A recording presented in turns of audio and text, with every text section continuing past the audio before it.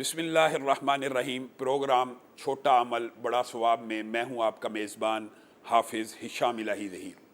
گزشتہ پروگرام میں ہم نے آپ کے سامنے یہ بات رکھی تھی کہ ہم نے اس موضوع کا انتخاب کیوں کیا اور اس پروگرام کے عنوان کے تحت ہم کون کون سے اعمال آپ کے سامنے رکھیں گے۔ آج اس پروگرام کے حوالے سے جس عمل کا ہم نے انتخاب کیا ہے اس کے حوالے سے چند گزارشات آپ کے سامنے رکھنا چاہتا ہوں۔ سنن ابن ماجہ کی ایک حدیث ہے جو اس ایک نہایت چھوٹے عمل کے حوالے سے اس کی اہمیت کو اجاگر کر دیتی ہے اور اس کے اجر و ثواب کو بیان کر دیتی ہے کہ عمل نہایت چھوٹا ہونے کے باوجود کتنا بڑا اجر و ثواب رکھتا ہے۔ سنن ابن ماجہ کی حدیث کی طرف جانے سے قبل میں آپ کو اس پروگرام کے عنوان کے حوالے سے کچھ باتیں کہنا چاہتا ہوں۔ اللہ رب العزت نے کلام حمید میں ارشاد فرمایا وَلَذِكْرُ اللَّهِ اکبر۔ اللہ رب العزت کا ذکر کرنا بہت ہی بڑی بات ہے۔ آپ بتائیے اللہ کا ذکر کرنا اس سے کیا مراد ہے؟ اللہ اکبر کہنا، سبحان اللہ کہنا، الحمدللہ کہنا یا اللہ کے کلام کی تلاوت کرنا۔ گویا اللہ رب العزت کا ذکر کسی بھی انداز میں کرنا، تکبیر میں ہو، تحلیل میں ہو، لا حول ولا قوت الا باللہ میں ہو، استغفر اللہ میں ہو، یہ جمیع اقسام ذکر نے اس کا احاطہ کیا ہوا ہے۔ سنن ابن ماجہ میں جو حدیث آپ کے سامنے رکھنا مقصود ہے، حضرت ابو درداء ارشاد فرماتے ہیں کہ نبی کریم صلی اللہ علیہ وسلم سے انہوں نے خود سنا۔ حضرت ابو درداء اس حدیث کے راوی ہیں، سنن ابن ماجہ کی حدیث ہے اور حدیث کی دیگر کتابوں میں بھی یہ حدیث موجود ہے۔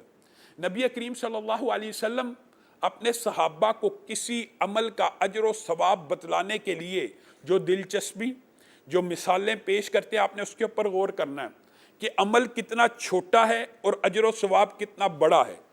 نبی کریم صلی اللہ علیہ وسلم کہتے ہیں میں تمہیں ایک ایسا عمل نہ بتلاؤں جو اللہ کے ہاں بہت ہی پسندیدہ ہے، نمبر ایک بات، جو اللہ کے ہاں بہت ہی پاکیزہ ہے، جو اعمال کو بہت زیادہ بڑھانے والا ہے، جو اس بات سے بہتر ہے کہ تم سونے اور چاندی کے پہاڑوں کو اللہ رب العزت کی بارگاہ میں خرچ کرو۔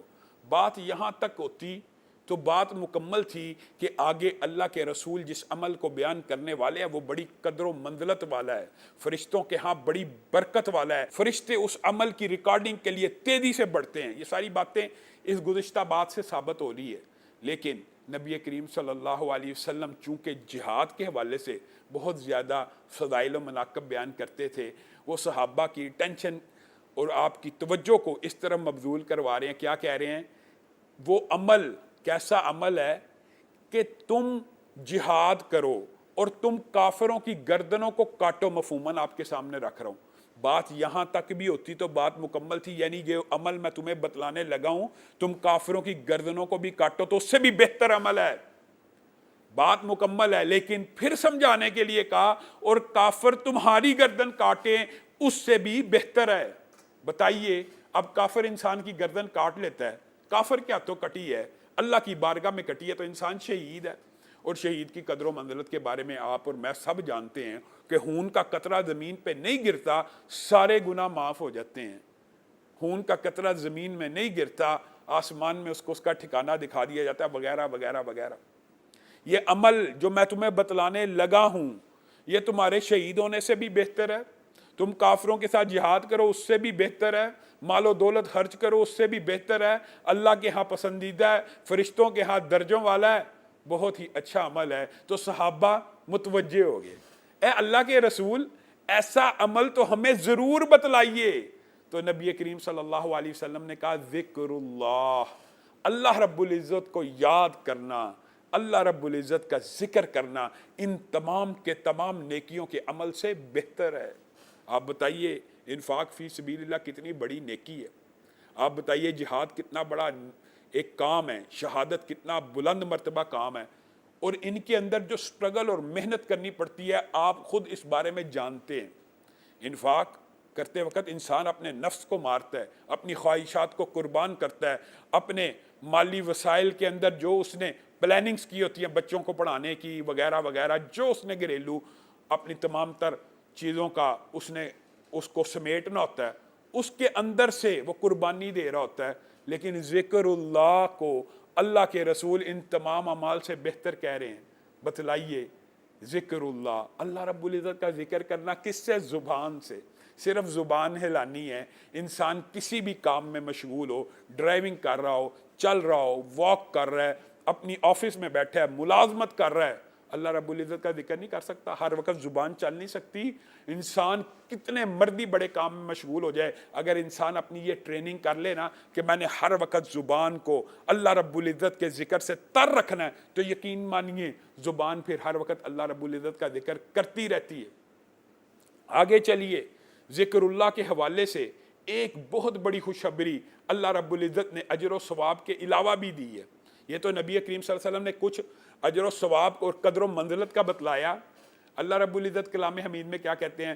فَاذْكُرُونِي أَذْكُرْكُمْ، تم میرا ذکر کرو، میں رب تمہارا ذکر کرتا ہوں. یہ کتنی بڑی قدر و منزلت کی بات ہے.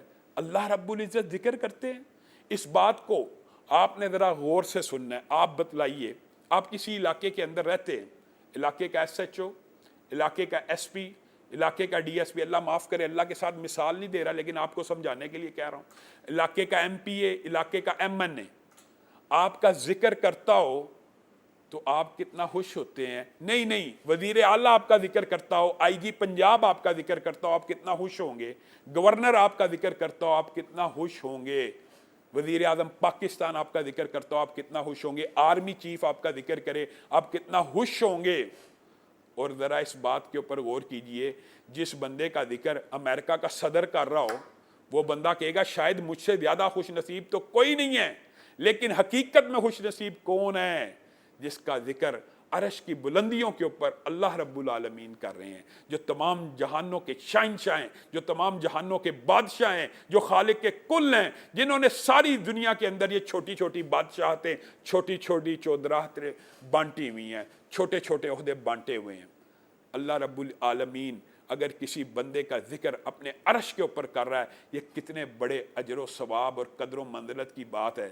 نبی کریم صلی اللہ علیہ وسلم نے اسی لیے کہا تھا کہ بندہ اپنے رب کے بارے میں جو گمان کرتا ہے نا وہی پورا ہوتا ہے. کیا مطلب؟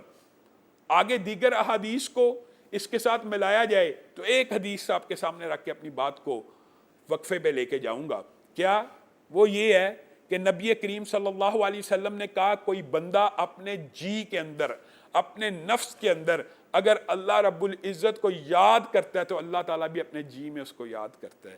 اور اگر کوئی بندہ مجلس کے اندر، محفل کے اندر اعلانیہ ہزاروں لوگوں کے سامنے، لاکھوں لوگوں کے سامنے ذکر کرتا ہے تو اللہ رب العزت بھی اپنی مجلس میں اس کا ذکر کرتے ہیں. اور دیگر احادیث سے یہ بات ثابت ہوتی ہے کہ اللہ رب العزت کی مجلس میں مقرب ملائکہ اور فرشتے بیٹھے ہوتے ہیں. گویا انسان یہاں پہ بندوں کے سامنے اللہ کا ذکر کرتا ہے، اللہ فرشتوں کے اندر اس بندے کا ذکر کرتے ہیں. ہم آپ کے سامنے یہ بات رکھ رہے تھے کہ اللہ رب العزت کا ذکر کرنا یہ بہت ہی بڑے اجر و ثواب کی بات ہے. نبی کریم صلی اللہ علیہ وسلم نے ارشاد فرمایا کہ اللہ رب العزت فرشتوں کے اندر بعض بندوں کے بارے میں فخر کرتے ہیں. اور یہ بات ہمیں کہاں سے پتہ لگی؟ حضرت امیر معاویہ کی مشہور روایت کے اندر یہ بات آتی ہے. نبی کریم صلی اللہ علیہ وسلم صحابہ کے پاس آئے اور آ کے پوچھا تم کیا کر رہے ہو؟ کہا ہم اللہ رب العزت کی بڑائی بیان کر رہے ہیں، اللہ رب العزت کی تسبیح بیان کر رہے ہیں، آپ کی آمد کا تذکرہ کر رہے ہیں، اللہ رب العزت کے احسانات کا ذکر کر رہے ہیں. نبی کریم صلی اللہ علیہ وسلم ان کو کہتے ہیں میں تمہیں قسم دے کے پوچھتا ہوں کیا تم اسی وجہ سے اکٹھے ہوئے ہو؟ جی ہاں ہم اسی وجہ سے اکٹھے ہیں. نبی کریم صلی اللہ علیہ وسلم نے کہا معاذ اللہ، یہ بات نہیں ہے کہ میں تمہارے پہ اعتماد نہیں کرتا یا میں تمہیں قسم دے رہا ہوں، لیکن مجھے خیرت بھی ہے اور مجھے خوشی بھی ہے کہ آسمان سے جبریل امین کا نزول ہوا ہے اور جبریل امین نے آ کے مجھے خبر دی ہے اللہ اس مجلس کے اوپر اپنے فرشتوں کے ہاں فخر کر رہے ہیں، صرف ذکر نہیں کر رہے. پہلے ہم نے آپ کے سامنے یہ حدیث رکھی کہ اللہ تعالیٰ ذکر فرماتے ہیں اپنی مجلس میں بندے کا. یہاں پہ اللہ رب العزت فرشتوں کے ہاں اس مجلس کے حوالے سے فخر کر رہے ہیں کہ تم یہ بات ہمیں کہتے تھے. گویا مفہوماً یہ ہے کہ تم ایسی مخلوق کو پیدا کرنے لگے ہیں، آپ اللہ ایسی مخلوق کو پیدا کرنے لگے ہیں جو خون بہائیں گے، جو زمین کے اوپر فتنہ فساد پھیلائیں گے. جاؤ اس مجلس کا حال دیکھو، وہ مجلس بپا ہے اور اس کے اندر اللہ رب العزت کی بڑائی، اللہ رب العزت کی تسبیح بیان ہو رہی ہے. میں رب فرشتوں کے اندر بیٹھ کے اس مجلس کے اوپر فخر کر رہا ہوں. گویا یہ ذکر الہی اللہ رب العزت کا اتنا بڑا انعام ہے. اور آپ ذرا اس بات کے اوپر غور کریں کہ ذکر الہی میں زبان کا ہلانا ہے صرف.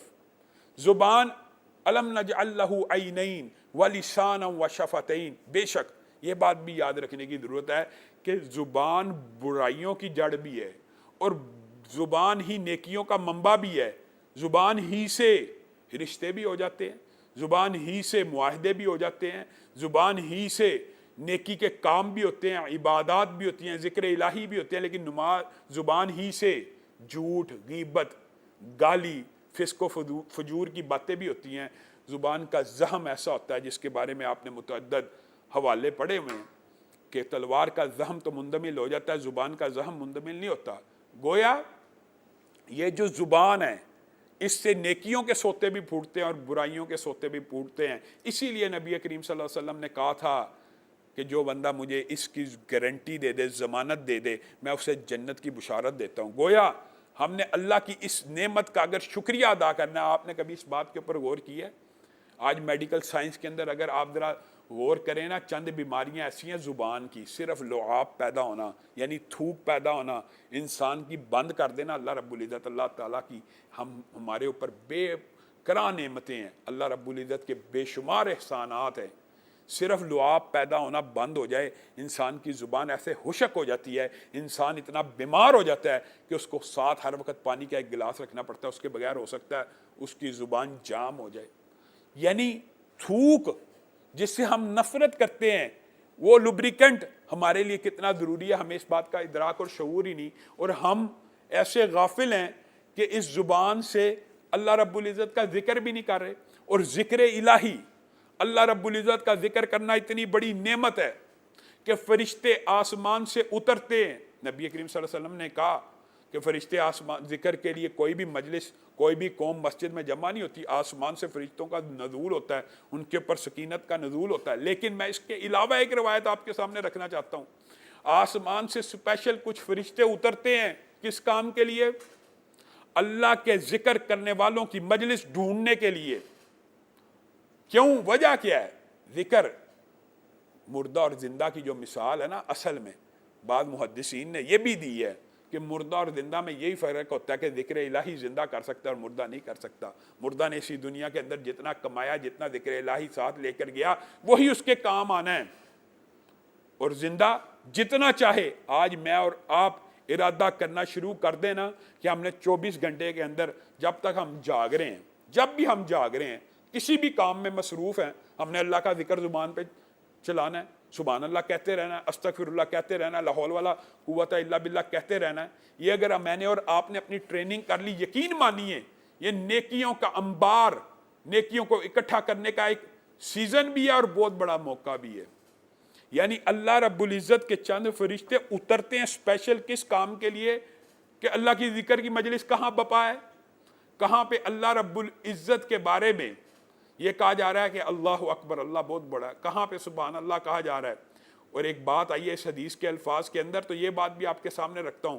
مسند یعلا کی حدیث ہے جس کے راوی بعض محدثین کے نزدیک امام بخاری کی روایت کے اعتبار سے ثقہ ہیں سارے کے سارے. اس کے اندر یہ الفاظ ہیں کہ کوئی بندہ جب صبح اٹھتا ہے اور کہتا ہے اللہ رب العزت مجھے جنت میں داخل فرما, 3 مرتبہ صرف کہتا ہے نا, تو جنت بھی اللہ رب العزت کی بارگاہ میں سفارش کرنا شروع کر دیتی ہے, اللہ یہ جنت میں آنا چاہتا ہے, اس کو جنت میں داخل فرما. اور کوئی بندہ اگر یہ کہتا ہے اللہ مجھے جہنم سے بچا, تو جہنم بھی سفارش کرنا شروع کر دیتی ہے, اللہ مجھ سے نفرت کرتا ہے, اس کو جہنم میں مت ڈال. یہ 3 مرتبہ کہنا مسند یعلا کی حدیث میں موجود ہے, اور اس حدیث کے الفاظ کے اندر بھی یہ بات موجود ہے. اور یہ حدیث کی تقریباً سبھی کتابوں میں موجود ہے کہ آسمان سے فرشتے نازل ہو رہے ہیں اللہ کی مجلس ڈھونڈنے کے لیے, جس مجلس کے اندر اللہ اکبر کہا جا رہا ہے, جس مجلس میں اللہ کی بڑائی کبریائی بیان کی جا رہی ہے. اور ساتھ میں کیا بیان کیا جا رہا ہے, یہ اہم ہے جو مسند یعلا کے ساتھ میں نے اس حدیث کو ملایا ہے. وہ کیا ہے کہ اللہ ہمیں جنت میں جگہ دے, اللہ ہمیں جہنم سے محفوظ کر. ہر وہ محفل جس میں صرف یہ 3 کام ہو رہے ہوں, اللہ کی بڑائی بیان ہو رہی ہے, جنت کی خواہش ہو رہی ہے, جہنم سے پناہ مانگی جا رہی ہے، آسمان سے فرشتوں کا نزول ہوتا ہے، وہ فرشتے ایسی ہر مجلس کو ڈھونڈتے ہیں، اور جب ان کو ان کا مقصود و مطلوب مل جاتا ہے وہ اس مجلس میں شامل ہو جاتے ہیں، اور اس مجلس کا احوال اللہ رب العزت کے سامنے جا کے بیان کرتے ہیں، اور اللہ کو تو بخوبی علم ہوتا ہے اس مجلس میں کیا ہو رہا ہے۔ مجھے اور آپ کو نبی یہ محترم سمجھانے کے لیے بتا رہے ہیں، اللہ ان سے پوچھتا ہے میرے بندے کیا کر رہے تھے؟ اللہ آپ کی بڑائی کو بیان کر رہے تھے، کیا مجھے دیکھا ہے؟ نہیں، اللہ آپ کو تو نہیں دیکھا، اگر مجھے دیکھا ہوتا تو اللہ پھر تو ہر وقت آپ ہی کی بڑائی بیان کرتے۔